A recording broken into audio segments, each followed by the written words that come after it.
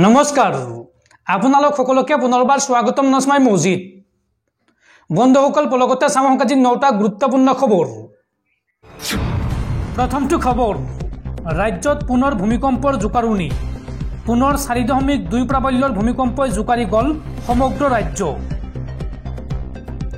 ৰাজ্যত পুনৰ ভয়ংকৰ ভূমিকম্পৰ জোকাৰণি এইবাৰ 4.2 প্ৰাবল্যৰ ভূমিকম্পই জোকাৰি গল সমগ্ৰ ৰাজ্য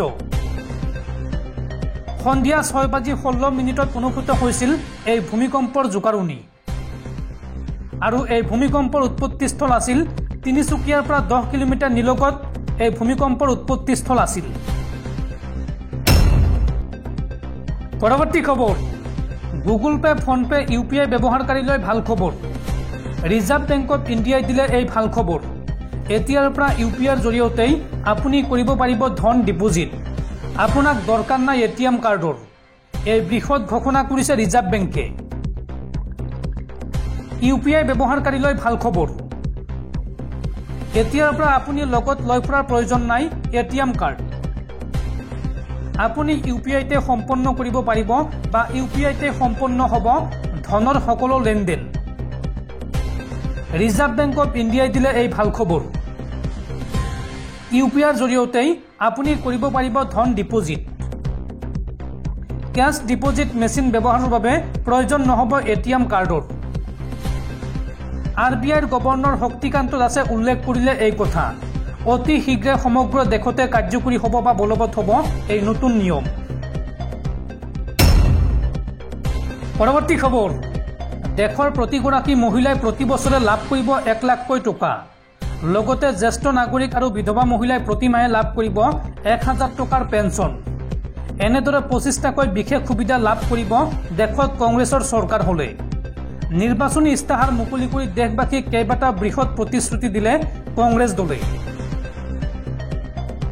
এইবাৰ কংগ্ৰেছৰ চৰকাৰ হলে দেশবাসীয়ে লাভ কৰিব 25টা বিশেষ সুবিধা কি এই সুবিধা লাভ কৰিব চাও আহক 5টা ন্যায় আৰু 25টা গ্যাৰান্টিৰে কংগ্ৰেছৰ নিৰ্বাচনী ইস্তাহাৰ প্ৰকাশ প্ৰতিগৰাকী মহিলাই প্ৰতি বছৰে লাভ কৰিব 1 লাখকৈ টকা লগতে জ্যেষ্ঠ নাগৰিক বিধৱা আৰু দিব্যাংগ নাগৰিকক 1000 টকাৰ মাহিলী পেঞ্চন দিব কংগ্ৰেছ চৰকাৰে আৰু মহিলাৰ বাবে সংৰক্ষণ কৰা হ'ব কেন্দ্ৰীয় চৰকাৰৰ 50% চাকৰি 30 লাখ খালী চৰকাৰী চাকৰি পদসমূহ তৎক্ষণাত পূৰণ কৰা হ'ব লগতে আশা কৰ্মী মধ্যাহ্ন ভোজনৰ কৰ্মী আৰু অংগনবাড়ী কৰ্মীৰ দৰমহা বৃদ্ধি কৰা হ'ব শ্ৰমিকসকলৰ দৈনিক মজুৰি 400 টকালৈ বৃদ্ধি কৰা হ'ব আৰু 25 লাখ টকালৈকে ফ্ৰী বিনামূলীয়া চিকিৎসা ঔষধ প্ৰদানৰ প্ৰতিশ্ৰুতি কংগ্ৰেছৰ আৰু লগতে স্বামীনাথন কমিছনৰ পৰামৰ্শ অনুযায়ী এমএছপিৰ গ্যাৰান্টি কৃষকৰ শস্য নষ্ট হলে 30 দিনৰ ভিতৰত কৃষকক ক্ষতিপূৰণ প্ৰদান কৰা হ'ব এই প্ৰতিশ্ৰুতি দিছে কংগ্ৰেছে আৰু কৃষিত ব্যৱহৃত প্ৰতিটো সামগ্ৰীৰ পৰা জিএছটি আঁতৰাই দিয়া হ'ব দেশত এইবাৰ কংগ্ৰেছ চৰকাৰ হলে দেশবাসীয়ে লাভ কৰিব এইসমূহ সুবিধা কংগ্ৰেছে নিৰ্বাচনী ইস্তাহাৰ মুকলি কৰি এইসমূহ বৃহৎ প্ৰতিশ্ৰুতি দিছে দেশবাসীক বন্ধুসকল তাৰপিছত 4 নম্বৰ খবৰটো জনোৱাৰ আগতে আপোনালৈ এটা সৰু ৰিকুৱেষ্ট যদি তালুকে এই ভিডিওত লাইক কৰা নাই তেন্তে প্লিজ এটা লাইক কৰি দিয়ক আৰু এনেকুৱা ধৰণৰ নতুন ভিডিও পাবলৈ চেনেলটো সাবস্ক্ৰাইব কৰি কাষত থকা বেল আইকনটো প্ৰেছ কৰি ৰাখক পৰৱৰ্তী খবৰ গুৱাহাটীত পুনৰ ভয়ংকৰ ঘটনা গুৱাহাটীৰ শৰাইঘাট দলঙৰ পৰা পুনৰ জপিয়াই আত্মহত্যা এগৰাকী যুৱকৰ শৰাইঘাট দলঙৰ পৰা মৰণজাপ এজন যুৱকৰ শৰাইঘাটৰ নতুন দলঙৰ পৰা জপিয়াই আত্মহত্যা এই যুৱকজনৰ শুকুৰবাৰে সংঘটিত হৈছে এই ঘটনা আৰু এতিয়ালৈকে জানিব পৰা হোৱা নাই মৃত যুৱকজনৰ পৰিচয় নদী আৰক্ষী ঘটনাস্থলীত উপস্থিত হৈ উদ্ধাৰ কৰে যুৱকজনৰ মৃতদেহ আৰু ঘটনা সন্দৰ্ভত আৰক্ষীয়ে অব্যাহত ৰাখিছে তদন্ত পৰৱৰ্তী খবৰ ৰাজ্যৰ লাখ লাখ নিবনুৱা যুৱক যুৱতীলৈ ভাল খবৰ ৰাজ্যত পুনৰ 50,000 নিবনুৱা যুৱক যুৱতীক দিয়া হ'ব চৰকাৰী চাকৰিক লৈ এই বৃহৎ ঘোষণা মুখ্যমন্ত্ৰী ডক্টৰ হিমন্ত বিশ্ব শৰ্মাৰ লোকসভা নিৰ্বাচনক লৈ ব্যস্ত হৈ থকাৰ মাজতে আজি মুখ্যমন্ত্ৰী ডক্টৰ হিমন্ত বিশ্ব শৰ্মাই ৰাজ্যৰ নিবনুৱা যুৱক যুৱতীৰ বাবে কৰিছে ডাঙৰ ঘোষণা। মুখ্যমন্ত্ৰীৰ এই ঘোষণাই আশাৰ বতৰা কঢ়িয়াই আনিছে নিবনুৱাসকলৰ মাজত। মুখ্যমন্ত্ৰীয়ে ঘোষণা কৰা অনুসৰি নতুনকৈ আকৌ 50,000 চৰকাৰী চাকৰি দিব ৰাজ্য চৰকাৰে আৰু প্ৰতিশ্ৰুতি অনুসৰি 5 বছৰ নহওঁতেই 1 লাখ চাকৰি দিয়া বুলি দাবী কৰি আগন্তুক কিছুদিনৰ ভিতৰত আৰু 50,000 নিবনুৱা যুৱক যুৱতীক চাকৰি দিব বুলি ঘোষণা কৰে মুখ্যমন্ত্ৰীগৰাকীয়ে। আজি ডিগবৈ বালিজানত মুখ্যমন্ত্ৰী ডক্টৰ হিমন্ত বিশ্ব শৰ্মাই ডিব্ৰুগড় লোকসভা সমষ্টিৰ বিজেপি প্ৰাৰ্থী সৰ্বানন্দ সোণোৱালৰ হৈ চলোৱা নিৰ্বাচনী প্ৰচাৰৰ সময়তে মুখ্যমন্ত্ৰীগৰাকীয়ে 50,000 চাকৰি দিয়াৰ কথা ঘোষণা কৰে। কেৱল নতুনকৈ 50,000 চাকৰি ঘোষণা কৰাই নহয়, ৰেচন কাৰ্ড সন্দৰ্ভত ডাঙৰ মন্তব্য কৰে মুখ্যমন্ত্ৰীগৰাকীয়ে। এই বিশাল নিৰ্বাচনী সভাখনত দিয়া ভাষণত মুখ্যমন্ত্ৰী শৰ্মাই কয় যে ৰেচন কাৰ্ড থকাসকলক 2026ৰ আগত অৰুণোদয় আঁচনিৰ সুবিধা প্ৰদান কৰা হ'ব আৰু লগতে ৰেচন কাৰ্ড থকা পৰিয়ালৰ মুৰব্বী এজনক বীমা কৰাই দিয়াৰো প্ৰতিশ্ৰুতি প্ৰদান কৰে মুখ্যমন্ত্ৰী ডক্টৰ হিমন্ত বিশ্ব শৰ্মাই। পৰৱৰ্তী খবৰ, সাৱধান, কৰোনাৰ পিছত বিশ্বত এইবাৰ আহি আছে আন এক নতুন ৰোগ। কৰোনাতকৈ 100 গুণ ভয়ংকৰ এই নতুন ৰোগবিধ। এই নতুন ৰোগবিধৰ নাম হৈছে বাৰ্ড ফ্লু H5N1 আৰু এই নতুন ভাইৰাছবিধে বিশ্বত চলাব পাৰে ধ্বংসলীলা। এই সন্দৰ্ভত বিশ্ববাসীক সতৰ্ক কৰি দিছে বিজ্ঞানীসকলে। সাৱধান, কৰোনাৰ পিছত এইবাৰ আহি আছে বাৰ্ড ফ্লু H5N1 ভাইৰাছ। এই পুৰণি ৰোগে বিশ্বত সৃষ্টি কৰিব পাৰে নতুন আতংকৰ। কৰোনাতকৈ 100 গুণ ভয়াৱহ এই বাৰ্ড ফ্লু H5N1 ভাইৰাছ আৰু যিকোনো মুহূৰ্তত বিশ্বত ল'ব পাৰে মহামাৰীৰ ৰূপ। বাৰ্ড ফ্লু H5N1 ভাইৰাছক লৈ চিন্তিত বিশেষজ্ঞসকল আৰু সম্ভাৱ্য মহামাৰীক লৈ বিজ্ঞানীসকলে জাৰি কৰিছে সতৰ্কতা। পক্ষীৰ পৰা মানৱ দেহলৈ বিয়পা এই ভাইৰাছক লৈ উদ্বিগ্নতা প্ৰকাশ কৰিছে বিশেষজ্ঞসকলে।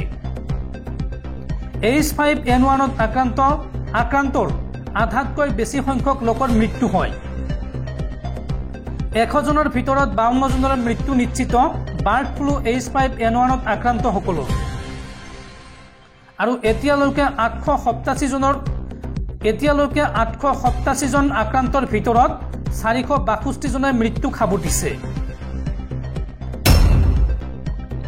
পৰৱৰ্তী খবৰ, মুখ্যমন্ত্ৰী হিমন্ত বিশ্ব শৰ্মাৰ সভাত ভয়ংকৰ অঘটন। এফালে মুখ্যমন্ত্ৰীৰ ভাষণ, আনফালে আৰক্ষীৰ সৈতে হতাহতি স্থানীয় ৰাইজৰ। মুখ্যমন্ত্ৰীৰ সন্মুখতে সাব্যস্ত কৰিলে বৃহৎ প্ৰতিবাদ। মুখ্যমন্ত্ৰীৰ নিৰ্বাচনী প্ৰচাৰৰ মাজতে হুলস্থুলীয়া পৰিস্থিতি। এফালে মুখ্যমন্ত্ৰীৰ ভাষণ, আনফালে আৰক্ষীৰ সৈতে হতাহতি একাংশৰ। অসমমালা পথ নিৰ্মাণত ক্ষতিগ্ৰস্ত ক্ষতিপূৰণৰ দাবীৰে একাংশৰ প্ৰতিবাদ মুখ্যমন্ত্ৰীৰ সভাত। ডিগবৈ বিধানসভা সমষ্টিৰ অন্তৰ্গত বালিজানত অনুষ্ঠিত সভাত এই ঘটনা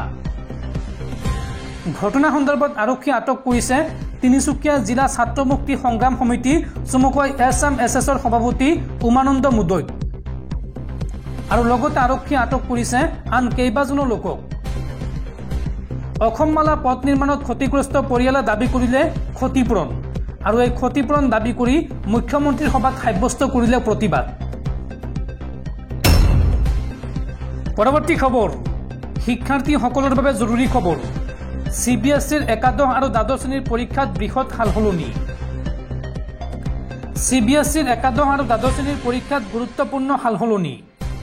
এইবাৰ একাদশ আৰু দ্বাদশ শ্ৰেণীৰ পৰীক্ষাত অধিক হ'ব সামৰ্থ্য নিৰ্ভৰ প্ৰশ্ন। MCQ জাতীয় প্ৰশ্ন 40ৰ পৰা 50% বৃদ্ধি কৰা হ'ব। লগতে চমু বা দীঘলীয়া উত্তৰৰ পৰিমাণ পূৰ্বৰ 40%ৰ পৰিৱৰ্তে হ'ব 30%। নতুন ৰাষ্ট্ৰীয় শিক্ষানীতিৰ সৈতে সংগতি ৰাখি এই সালসলনি CBSEৰ আৰু ইয়াৰ বিপৰীতে নতুন শিক্ষাবৰ্ষত নৱম আৰু দশম শ্ৰেণীৰ পৰীক্ষাৰ ধৰণ পূৰ্বৰ দৰেই থাকিব। পৰৱৰ্তী খবৰ, গুৱাহাটী মহানগৰীত পুনৰ সংঘটিত হৈছে ভয়ংকৰ ঘটনা।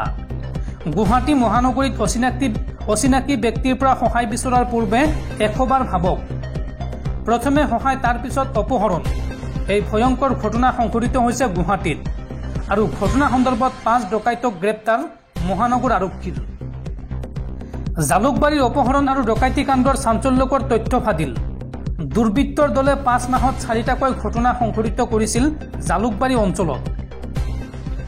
এই সন্দৰ্ভত গুৱাহাটী মহানগৰ আৰক্ষী আয়ুক্তই জনায় সবিশেষ।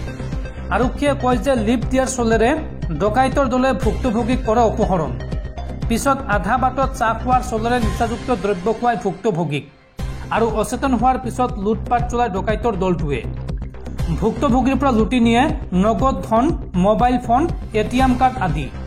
আৰু এই সমগ্ৰ কাণ্ড কৰাৰ পাছতে ৰাস্তাত পেলাই থৈ যায় ভুক্তভোগীক। 15 নৱেম্বৰত সংঘটিত হৈছিল এই ঘটনা আৰু ইতিমধ্যে মৃত্যু হৈছে এজন ভুক্তভোগীৰ।